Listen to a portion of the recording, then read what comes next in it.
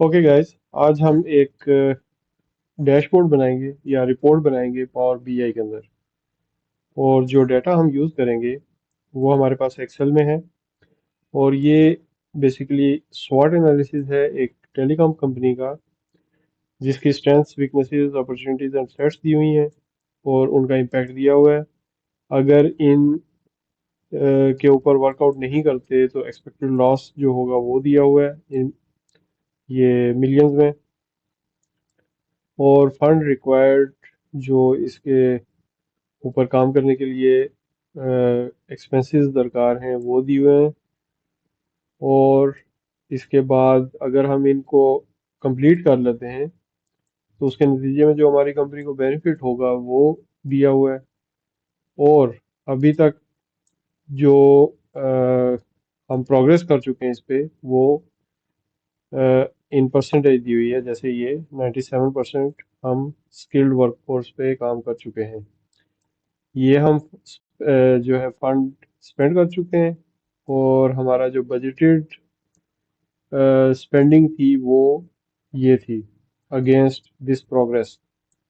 तो जो variance analysis है वो भी दिया हुआ है इसके अगेंस्ट। तो रिपोर्ट में सबसे पहले हम क्या करेंगे कि टेक्स्ट बॉक्स एंटर करेंगे। इस टेक्स्ट बॉक्स को हम टाइटल के तौर पे यूज़ करेंगे। हमारी जो टेलीकॉम कंपनी है उसका नाम है एक्सकॉम, और ये एक्सकॉम के स्वॉट एनालिसिस हैं। फिर हम इस टाइटल को के फॉन्ट साइज को बढ़ाएंगे 32, और इसको हम बोल्ड भी कर देंगे। अच्छा, बेहतर ये होता है कि आप स्नैप टू ग्रिड को ऑन कर दें ताकि आपकी जो विजुअल्स हैं उनकी पोजीशनिंग और उनके साइज में आपको आसानी हो। तो इसके बाद हम जो डाटा है उसे इंपोर्ट करेंगे। तो डाटा चूंकि हमारा एक्सेल की फाइल में है तो हम यहाँ गेट डाटा से एक्सेल वर्कबुक सिलेक्ट करेंगे, या यहाँ से डायरेक्टली एक्सेल वर्कबुक सिलेक्ट कर लेंगे। और उसके बाद इस फाइल को हम ओपन कर लेंगे।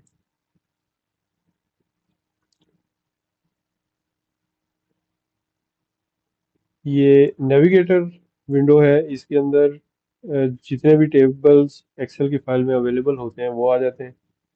हम जो रिक्वायर्ड टेबल है उसे सिलेक्ट कर लेंगे, और उसके बाद हम इस डाटा को, अगर हम चेंजेस नहीं करना चाहते तो लोड कर देंगे। अगर हम इस डाटा में कोई चेंजेस करना चाहते हैं तो फिर हमें ट्रांसफॉर्म डाटा पे जाना पड़ेगा। तो क्योंकि हम चेंजेस नहीं करना चाहते इसमें, इसलिए हम इसे लोड कर देंगे।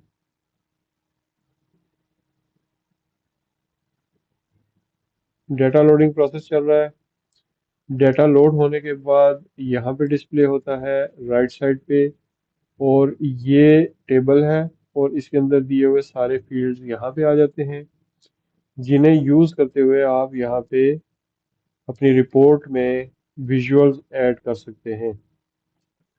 सबसे पहले हम एक पाई चार्ट या डोनट चार्ट ऐड करेंगे अपनी रिपोर्ट में। और जो इम्पैक्ट का फील्ड है इसे हम लेजेंड में ऐड कर देंगे, और जो डिस्क्रिप्शन का फील्ड है इसे हम वैल्यूज़ में ऐड करेंगे। ये हमारे काउंट्स होंगे जो आइटम्स हैं उनकी, यानी कि नंबर ऑफ आइटम्स आ गए। ठीक है। और number of items by impact, यानी कि लो इम्पैक्ट आइटम्स इतने हैं, मीडियम इम्पैक्ट आइटम्स इतने हैं, और हाई इम्पैक्ट आइटम्स इतने हैं।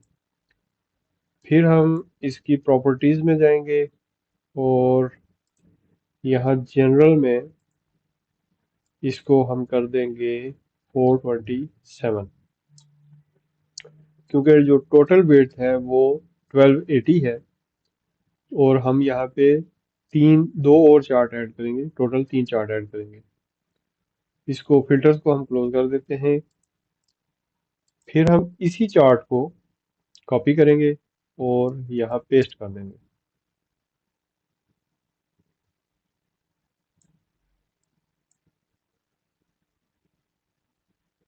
फिर इसके बाद हम डिस्क्रिप्शन को ख़त्म कर देंगे और एक्सपेक्टेड लॉसेस को इसके वैल्यूज़ में ले आएंगे।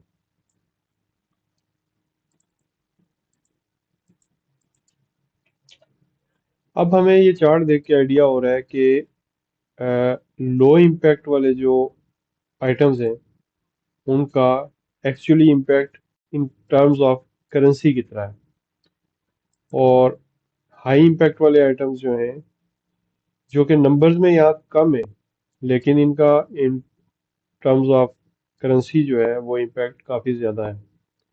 इसी तरह जो मीडियम इम्पैक्ट वाले आइटम्स हैं उनका इम्पैक्ट तकरीबन 247 मिलियन है। इसके बाद हम इसी चार्ट को कॉपी करेंगे और दोबारा एक दफ़ा पेस्ट करेंगे,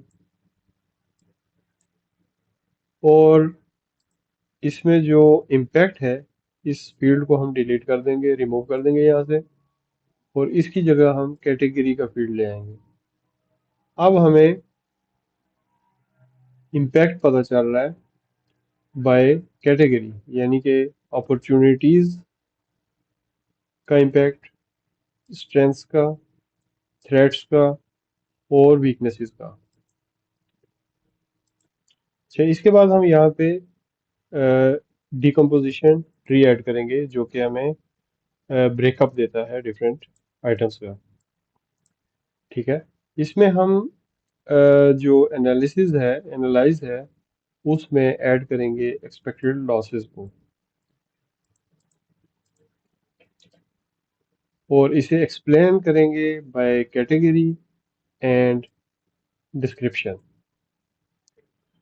चार्ट में अगर आ जाए हम, तो यहाँ पे प्लस का साइन आ रहा होता है, हम इसे ओपन कर लेंगे by category, and then we will open the category by description. तो इस तरह से ब्रेकअप, एक्सपेक्टेड लॉसेस का ब्रेकअप आ जाएगा opportunities, strengths, threats and weaknesses wise.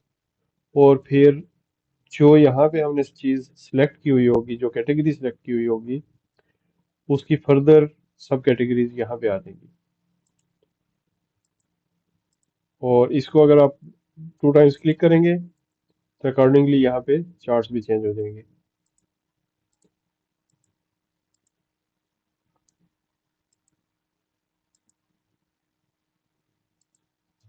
अब हम ऐड करेंगे एक बार चार्ट, और इस बार चार्ट में हम वाई एक्सिस पे लेंगे इम्पैक्ट को, और एक्स एक्सिस पे हम ले लेंगे प्रोग्रेस को, और इस प्रोग्रेस को हम चेंज कर देंगे एवरेज पे।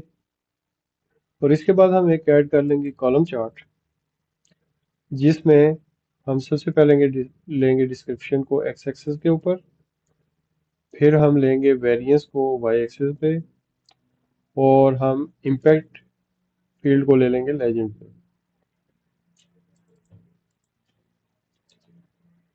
अब ये चार्ट हमें दिखा रहा है कि बजटेड और एक्चुअल एक्सपेंडिचर में डिफरेंस कितना है, और जो ये कलर्स हैं ये लो, हाई एंड मीडियम इम्पैक्ट दिखा रहे हैं। क्योंकि इस पेज पे हमने ज़्यादातर इम्पैक्ट को डिस्कस किया है, इसलिए हम पेज का नाम कर देंगे इम्पैक्ट, और इसके बाद हम एक और पेज ऐड कर लेंगे अपनी रिपोर्ट के अंदर, और इस पेज पे सबसे पहले हम यहाँ से टाइटल को कॉपी करेंगे और इसको पेस्ट कर देंगे। इस पेज पे हम ऐड कर लेंगे एक बार चार्ट, और इस बार चार्ट के अंदर हम वाई एक्सिस पे लेके आएंगे डिस्क्रिप्शन को, और एक्सपेक्टेड लॉसेस को हम ले आएंगे एक्स एक्सिस के ऊपर, और इम्पैक्ट को ले आएंगे हम लेजेंड पे।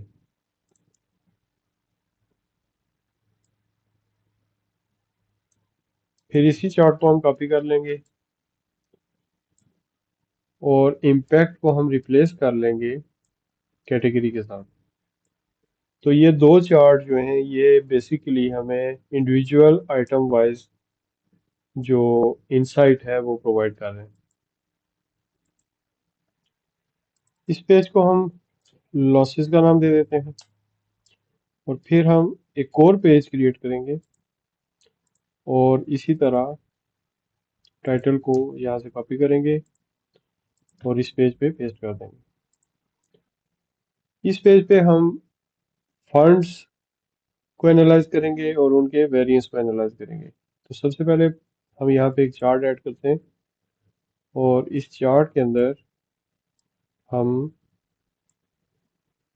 डिस्क्रिप्शन को ऐड कर लेते हैं और उसके बाद फंड्स रिक्वायर्ड कितने थे वो एक्स एक्सिस पे ऐड कर लेंगे हम, और फंड्स स्पेंट कितने हुए वो भी एक्स एक्सिस पे ही ऐड कर लेते हैं कंपैरिजन के लिए।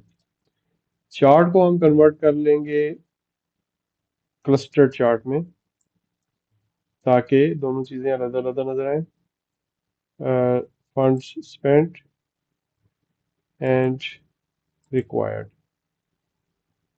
इसको हम चार्ट को 1/2 में एडजस्ट कर लेते हैं।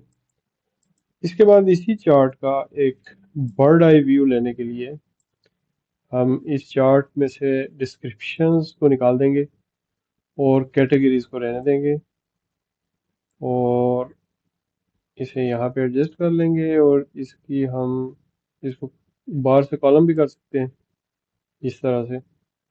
फाइनली हम इसी चार्ट को कॉपी करेंगे और यहाँ पे पेस्ट कर देंगे और उसके बाद हम इस चार्ट में कैटेगरीज को भी निकाल देंगे, फंड रिक्वायर्ड और स्पेंड को भी निकाल देंगे। इसकी जगह हम ले आएंगे वेरिएंस को और इसकी जगह एक्स एक्सिस की जगह हम ले आएंगे डिस्क्रिप्शन को।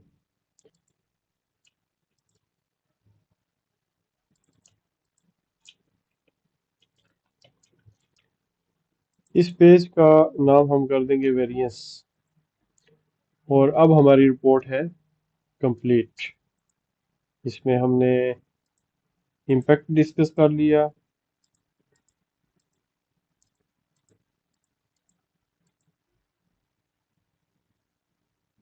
फिर हमने ब्रेकअप दे दिया,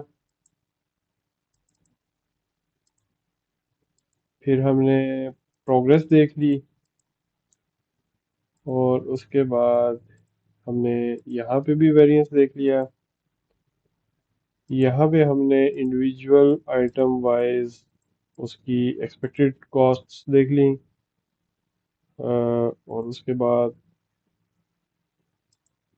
यहाँ पे हमने individual item wise funds spent और फंड्स रिक्वायर्ड देख लिए और फिर उनको अपॉर्चुनिटीज स्ट्रेंथ्स थ्रेट्स और वीकनेस वाइज भी देख लिया और वेरिएंस एनालिसिस उनका देख लिया।